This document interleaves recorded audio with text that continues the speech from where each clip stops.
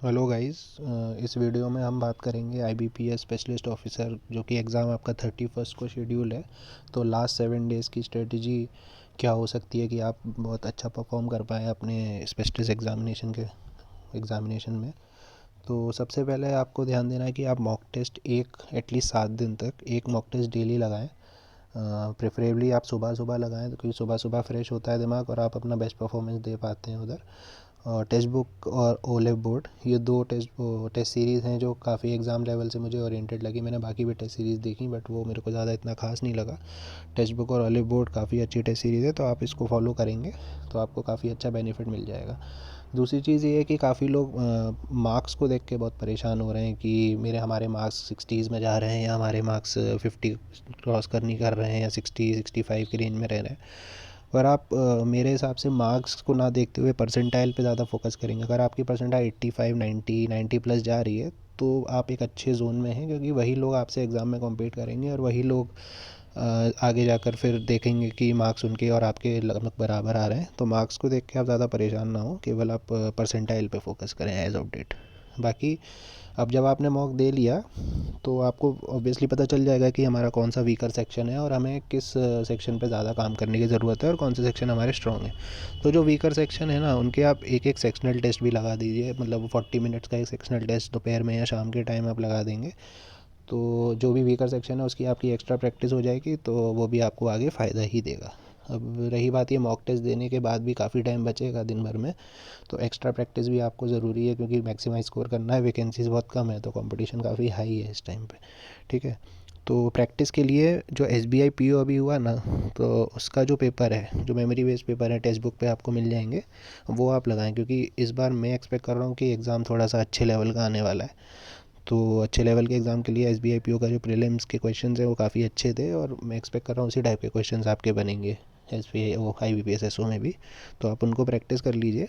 Practice करने के लिए नहीं कि आप टाइम लगा के उसे सॉल्व करें। आप अगर टाइम लगा के कर रहे हैं तो ठीक है, वरना आप उसको डायरेक्टली सबमिट करके और बस उन क्वेश्चंस को एक बार गो थ्रू करके अपने हाथ से एक बार सॉल्व कर लेंगे तो वो भी अपना एक ठीक रहेगा। एक मतलब आपको ना बेसिक पता होना चाहिए कि आपको कि उस तरीके की डी आई और उस तरीके के पजल्स कैसे सॉल्व होने हैं। ठीक है, तो ये तो ओवरऑल चीज़ हो गई कि जो बस प्रैक्टिस कर रहे हैं उनके लिए। बाकी काफ़ी लोग बोल रहे हैं कि हमारे को इंग्लिश सेक्शन में वीक है या किसी का रीजनिंग वीक है या किसी का क्वांट वीक है, तो एक एक करके सब सब्जेक्ट्स की बात कर लेते हैं कि आपको अपने वीक सब्जेक्ट को किस तरीके से अप्रोच करना है आगे जाकर अगले 7 दिनों में। तो सबसे पहले मैं इंग्लिश की बात करूँगा। तो इंग्लिश में क्या है ना, देखो, सबसे पहले रीडिंग, मैंने स्टार्टिंग में भी बोला था कि रीडिंग से ही आपका अच्छा रहेगा कि इंग्लिश आप अच्छी कर पाएंगे। तो जितनी रीडिंग आप कर पा रहे हैं, जितनी भी रीडिंग आप कर पा रहे हैं उतना आपको बेनिफिशियल होगा। ठीक है, तो ये आप रीडिंग अगर कर रहे हैं उसके बाद ना आप मॉक टेस्ट तो दे ही रहे हैं, आप सेक्शनल टेस्ट भी दे रहे हैं, चाहो तो एक एक सेक्शनल टेस्ट एक्स्ट्रा दे लो इंग्लिश का, क्योंकि जितनी ज़्यादा रीडिंग की आदत पड़ेगी उतना ज़्यादा आप अच्छा से स्कोर कर पाएंगे। उसके बाद ग्रामर रूल्स को आप अभी मत देखो। आप बहुत से लोग सोच रहे होंगे कि नहीं, हम ग्रामर देख लेते हैं, बेसिक्स को एक बार कंफर्म कर लेते हैं, शायद कुछ फ़ायदा नहीं करने वाला है। ग्रामर रूल्स नहीं बैंकिंग एग्ज़ाम में ज़्यादा काम आते हैं। तो ग्रामर रूल्स की जगह आप एक काम करिए, आप ना एक या दो एक्स्ट्रा आर सीज़ पढ़ लीजिए। आर सीज़ आपको बहुत सारी मिल जाएंगी, टेक्स्ट बुक पर भी मिल जाएगी, ऑलिव में भी मिल जाएंगी, तो प्रैक्टिस मॉक में भी आपको आरसीज मिल जाएगी। तो आप उन आरसीज को प्रैक्टिस करेंगे ज़्यादा से ज़्यादा विद क्वेश्चंस ना, तो वो आपको ज़्यादा बेनिफिशियल हो जाएगा। तो आप ये अगर 5 से 7 दिन एक्स्ट्रा एफर्ट डाल के सेक्शनल टेस्ट दे रहे हैं, रीडिंग कर रहे हैं, ग्रामर रूल्स को ना फॉलो करते हुए केवल अपनी रीडिंग पे ध्यान दे रहे हैं, तो आपका इंग्लिश में एक अच्छा स्कोर बन जाएगा। ठीक है ना, और इंग्लिश के क्वेश्चन आते हैं, 50 क्वेश्चन आते हैं, 25 मार्क्स के होते हैं। दूसरा फिर हम रीजनिंग पे आते हैं। तो रीजनिंग के लिए भी यही है, पेपर प्योरली पज़ल बेस्ड होने वाला है, अच्छी खासी लेवल के और अच्छे खासे नंबर में आपको पज़ल देखने को मिल जाएंगे। जैसे 50 क्वेश्चन है तो मैं मान के चल रहा हूँ 30 क्वेश्चंस तो आपको एटलीस्ट पज़ल से देखने को मिलने ही मिलने हैं उसके अंदर। तो पहले तो आप मॉक में प्रैक्टिस कर ही रहे हैं पज़ल, उसके आप चाहें तो 5 से 10 पज़ल एक्स्ट्रा कर कर लें प्रैक्टिस। और जो आप पज़ल पज़ल कर रहे हैं वो मतलब इजी वाली ना करें। आप उसमें एक दो वेरिएबल वाली जो पज़ल्स होती हैं थोड़ी सी, और अनसर्टेन रोज और उस टाइप की पज़ल्स होती हैं जो एग्ज़ाम में बनती हैं, वो आप प्रैक्टिस करें तो ज़्यादा बढ़िया रहेगा। उसके बाद कहाँ से प्रैक्टिस करनी है, तो पुनीत सर और अंकुश सर बहुत सारी वीडियोस यूट्यूब पे पड़ी हुई हैं। आप सिंपली SBI PO प्री या IBPS PO प्री लेवल की पजल सॉल्व करेंगे तो काम हो जाएगा आपका। दूसरी चीज़ है फिर जो मिसलेनियस पोर्शन आता है। मिसलेनियस पोर्शन में आपका आता है inequality, syllogism, direction distance, blood relation. इसको आप प्रैक्टिस करें या मतलब आप देख लीजिए अपने अकॉर्डिंग, बट ये ना शॉर्ट मार्क्स हैं, आपको इसमें मार्क्स नहीं खोने हैं क्योंकि पज़ल का नहीं पता है कि आपकी बनी या नहीं बनी। बट इनइक्वालिटी, सिलॉग, डायरेक्शन डिस्टेंस, ये ऐसी चीज़ें थोड़ी इजी होती हैं और मार्क्स अच्छे स्कोर मतलब अच्छा बन जाता है उसमें। बाकी एक एक्स्ट्रा पोर्शन है वो क्रिटिकल रीजनिंग का पोर्शन है। तो क्रिटिकल रीजनिंग का पोर्शन कहाँ से करना है, क्योंकि मैं मॉक्स में भी देख रहा हूँ क्वेश्चन बन रहे हैं इधर से। तो हर्षल अग्रवाल सर हैं, आप यूट्यूब पे डालेंगे तो उनकी एक 3 घंटे की मैराथन पड़ी हुई है जो उन्होंने IBPS PO के मेंस के टाइम पे बनाई थी, अभी रिसेंट ही है। बहुत अच्छे लेवल से समझाया है, तो आप उसको देखेंगे 3 घंटे निकाल के, आप 1.5x पे भी देख लेंगे तो अभी काम चल जाएगा। तो आपको बेनिफिशियल होगा क्योंकि 3 या 4 क्वेश्चन मुझे लग रहा है लास्ट ईयर भी बने थे और इस बार भी क्रिटिकल रीजनिंग से क्वेश्चन बनेगा ही बनेगा। इसके बाद आते हैं हम क्वांट सेक्शन पे। तो क्वांट सेक्शन के लिए भी सेम है कि आपको सबसे पहले तो यही है कि मॉक्स में ही प्रैक्टिस करें, मॉक में जो क्वेश्चन है वो गलत ना हो, अब बाकी देखें। उसके बाद DI आनी है। DI मैं समझता हूँ 3 DI तो टेबुलर और मतलब पिक्चर बेस्ड आएगी और एक DI आपकी केसलेट आएगी।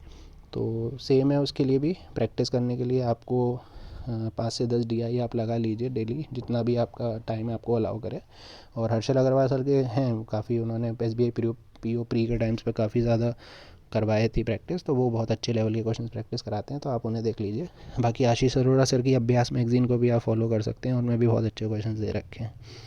बाकी मिसलेनियस पोर्शन क्वांट में भी बहुत हेल्पफुल करता है, जिसमें simplification, approximation, number series may be missing, may be wrong, दोनों की आपको प्रैक्टिस करनी है, और क्वाड्रेटिक इक्वेशन।